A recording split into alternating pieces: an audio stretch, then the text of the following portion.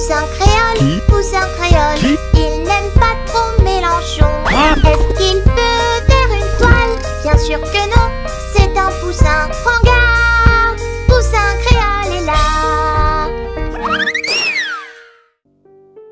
Comme à chaque nouveau match de l'équipe de France de football, la polémique refait surface. Pourquoi les Blancs y sont-ils si rares? Qu'on le veuille ou non, c'est un fait. Sur la liste des 24 joueurs sélectionnés en équipe de France pour le récent match des quarts de finale de la Ligue des Nations, les opposants à la Croatie, seuls 7 d'entre eux sont blancs.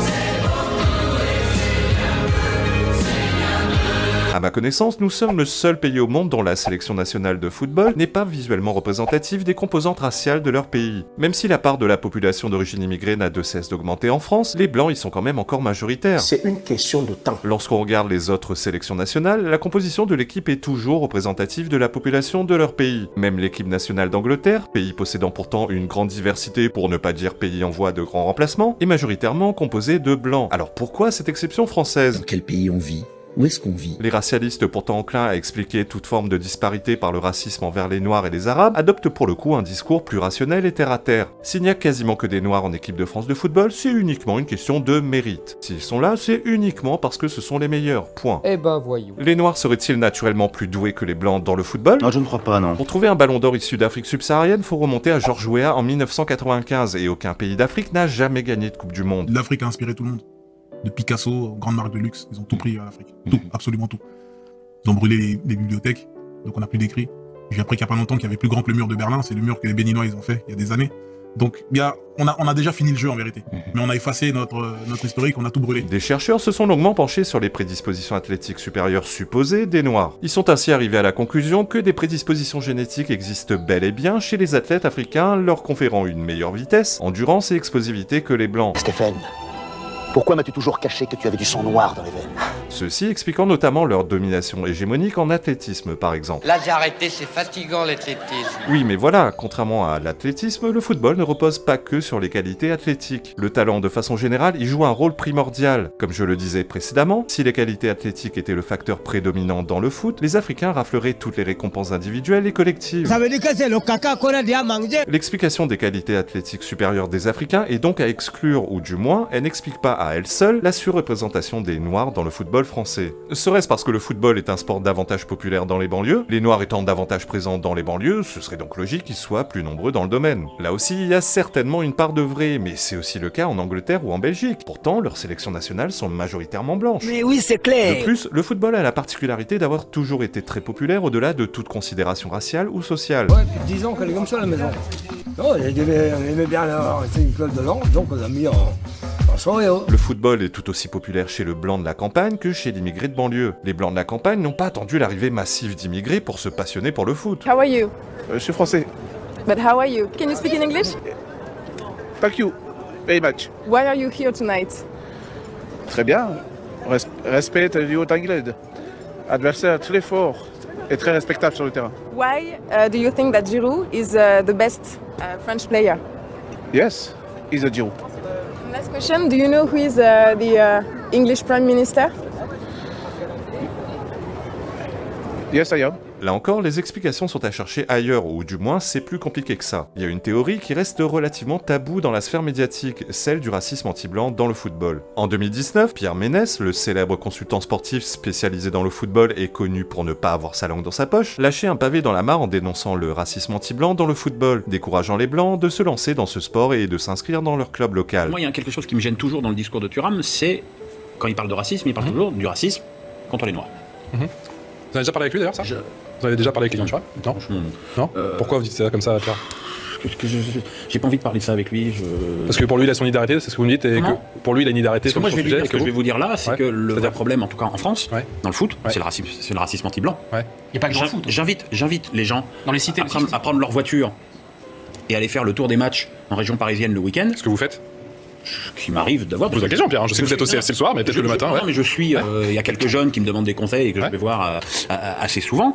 Et ben, je veux dire, aller voir ces matchs-là et compter les blancs sur le terrain. En général, il y a le gardien de but et l'arrière droit. Donc pour vous, aujourd'hui, le problème dans le football en France, en tout cas chez les jeunes, c'est le racisme. Non, mais c'est pas possible. On peut pas comparer ça. Ça n'a rien à voir. Moi, ça me choque vraiment qu'on soit sur cette ligne-là parce que là, on est sur des compétences, des talents. On choisit quand même pas des équipes n'importe comment. Je pense qu'on va pas pousser des jeunes noirs plutôt que des jeunes blancs pour rien parce qu'ils sont compétents. Ils ont peut-être plus de talent que d'autres. Je sais pas. Moi, je serais de choisir, d'écarter les uns pour privilégier les autres. Mais je trouve que c'est rajouté. C'est une question d'accès. C'est une question. Et bah tant mieux si au moins sur cette discipline, si les noirs. Je vais vous donner un exemple très précis. Celui de mon fils, que j'ai essayé de mettre au foot. Il n'a aucun talent, mais j'ai essayé de le mettre au foot, évidemment. Il est allé. Et il a dit, au bout de 2 fois, il a dit, papa, j'y vais plus. J'ai dit, mais pourquoi tu vas plus? Il dit, on me parle pas, on me dit pas bonjour, on me passe pas la balle, on prend pas la douche avec moi. Combien de noirs et d'arabes vivent ça pour un travail, ne serait-ce que pour. Non mais Pierre, faut arrêter pour un appartement. C'est un secret de Polichinelle. Évoluer de façon générale en tant que blanc dans une banlieue remplacée est loin d'être un long fleuve tranquille, et cela vaut encore plus dans le football. Et voici Lambert qui se lance sur lui à vitesse. Les 2 joueurs viennent de frapper la balle en même temps, mais Lambert est le plus fort. Et Mason fait l'envol plané. Je l'ai même personnellement vécu presque 40 ans en arrière. J'étais inscrit au club de foot les Juniors Dionysiens à Saint-Denis-de-la-Réunion quand j'avais quelque chose comme 7 ou 8 ans, je me souviens plus exactement. Je me souviens également plus très bien combien de temps j'y ai joué, mais ce que je peux vous dire c'est que j'y ai pas fait long feu, et ce pour les mêmes raisons que le fils de Ménès. J'étais harcelé, moqué, chahuté, ignoré sur le terrain et même racketté. Dans mes souvenirs, j'ai pas dit la vérité à mes parents, j'ai prétexté de ne plus aimer le foot finalement, sans leur dire ce qu'on m'y faisait subir. J'étais peut-être très jeune, mais j'avais déjà conscience que le problème était essentiellement ma couleur de peau, étant le seul petit blanc de l'équipe. Bon, pour être honnête, j'étais nul aussi, donc ça n'aidait pas. Takes a moment. Here he goes with the approach. Oh! Sterling with a fantastic dive. The ball flies straight through his hands and once again strikes him straight in the schnoz. And let's see it again on the old instant replay. Oh, every excruciating. Le problème n'est pas que la couleur de peau, c'est aussi l'appartenance sociale. Les racailles se sont appropriés ce sport et venant d'un milieu social de type classe moyenne, contrairement à mes petits camarades tous issus de classe pauvre, j'étais la cible parfaite. Toujours lié à la racaillisation du football, un parent sera moins enclin à inciter son gosse à pratiquer le football en club en voyant la quantité stratosphérique de faits divers concernant le football amateur. Agression d'arbitre, bagarre générale, etc. Des dizaines de personnes encagoulées qui s'en prennent à des joueurs. Et un jeune de 18 ans victime d'un coup de couteau, héliporté à l'hôpital en urgence absolue. En général, ils préfèrent tenter d'orienter leurs gosses vers des sports ayant meilleure réputation et considérés plus nobles, comme le rugby en sport collectif, ou vers les sports individuels comme le tennis, le judo ou la natation. Je n'ai pas de chiffres ni d'enquête pour appuyer mes propos, mais en plus de l'avoir vécu personnellement, c'est la petite musique que l'on entend depuis de nombreuses années. Tout ce qui entoure le monde du football a tendance à faire fuir les blancs de la classe moyenne et les blancs tout court de façon générale. Attention, je ne dis aucunement que les joueurs sélectionnés en équipe de France n'ont aucun mérite et qui ne seraient sélectionnés que sur la base de leur couleur de peau ou leur qualité athlétique. Je dis juste qu'il est statistiquement logique qu'il y ait beaucoup moins de blancs à un très haut niveau dans le foot, puisqu'il attire de moins en moins de blancs. Une autre explication parfois évoquée est le fait que les instances footballistiques françaises ont concentré tous leurs efforts physiques et financiers en termes de formation et de recrutement dans les banlieues françaises, délaissant les petits clubs de province et favorisant par conséquent le développement de jeunes issus de l'immigration. Enfin, un élément joue à mon avis beaucoup dans cette faible présence de blancs dans l'équipe de France. Le monde médiatique et politique français a toujours mis en avant les carrières de footballeurs comme facteur d'émancipation pour les jeunes issus de banlieue, surtout à gauche de l'échiquier politique. Regardez la France Insoumise, vous les avez déjà vus mettre en avant un noir ingénieur ou médecin? Moi jamais. Ils mettront plutôt en avant les footballeurs, les humoristes ou les rappeurs, comme si c'était l'horizon indépassable pour tout noir de banlieue. On contrôle la police comme Hugo Abovo. D'ailleurs, quand ils prennent la défense de l'immigration, ils vous diront toujours, sans l'immigration, la France c'est 0 Coupe du Monde. Entre nous, si je pouvais remonter le temps et qu'on me proposait le choix entre avoir une France homogène et en paix et l'invasion migratoire qu'on connaît aujourd'hui, je leur rends leur Coupe du Monde sans hésiter. Au final, il n'y a pas une explication toute faite à la surreprésentation des Noirs dans le football professionnel français, mais une accumulation d'explications amenant à ce constat. Est-ce qu'en définitive, ça me pose un problème que l'équipe de France de football ressemble à la sélection nationale d'un pays africain? Eh bien, oui et non. Leur couleur de peau en soi, je m'en fous, tant qu'ils font le taf. Néanmoins, quand je regarde un match de l'équipe de France, j'ai du mal à m'identifier à cette dernière. Si j'ai arrêté de m'intéresser au football, c'est davantage à cause de l'univers racaille qui l'entoure, à cause de la culture football qui a été prise en otage par l'immigration issue des banlieues. C'est également à cause de l'entrisme islamique qui prend de plus en plus de place dans ce milieu, à cause des sorties anti-France de joueurs de l'équipe de France ou d'anciens joueurs internationaux comme Lilian Thuram précédemment cité.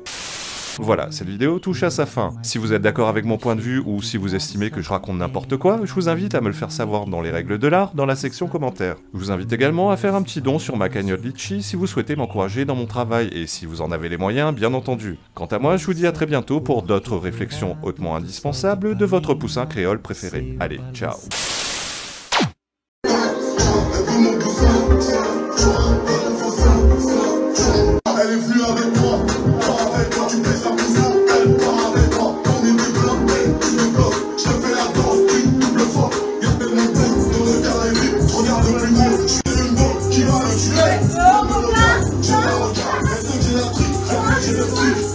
commence-moi, je suis pirate.